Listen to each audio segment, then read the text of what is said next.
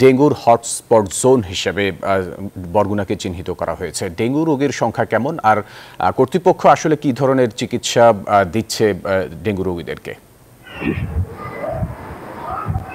ধন্যবাদ ফয়সাল আপনাকে।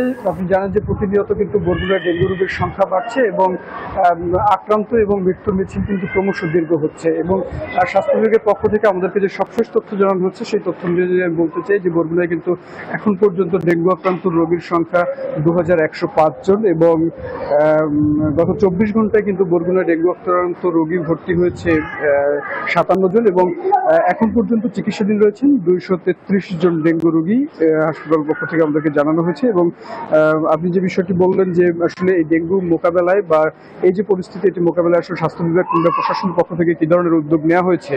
আপনি জানেন যে আমরা এই ডেঙ্গু পরিস্থিতি যখন ভয়াবহ হতে শুরু করে তখন থেকেই বলে আসছিলাম যে বরগুনা 250 শয্যার যে জেনারেল হাসপাতালটি রয়েছে এখানে কিন্তু চিকিৎসক সংকট, স্যালাইন সংকট, এরপর হচ্ছে রক্ত পরীক্ষার কিটের নানামুখী সংকট তৈরি হয়েছিল, এবং সেই জায়গা থেকে স্বাস্থ্য বিভাগের পক্ষ থেকে বরগুনাকে ডেঙ্গুর হটস্পট ঘোষণা করার পর থেকে আমরা দেখি যে বরগুনায় কিন্তু 10 জন চিকিৎসক প্রদান করা হয়েছে এবং 10 জন নার্স প্রদান করা হয়েছে, এবং স্যালাইনের যে সংকট ছিল সেটি কাটিয়ে ওঠার জন্য কিন্তু 15,000-এর বেশি স্যালাইন কিন্তু ইতিমধ্যেই এই হাসপাতালে প্রেরণ করা হয়েছে স্বাস্থ্য বিভাগের পক্ষ থেকে। এবং প্রশাসনের পক্ষ থেকে আমরা দেখেছি যে ঈদ পূর্ববর্তী সময়গুলোতে এবং ঈদ পরবর্তী যে ছুটির দিনগুলো ছিল সেই দিনগুলোতে কিন্তু প্রশাসনের যে ডেঙ্গু নিরোধ কর্মসূচি সেটি কিন্তু আসলে তাদের পক্ষ থেকে তেমন একটি দেখা যায়নি, এবং মশক নিধনেও একটি ঢিলেঢালা অবস্থা দেখা গিয়েছিল।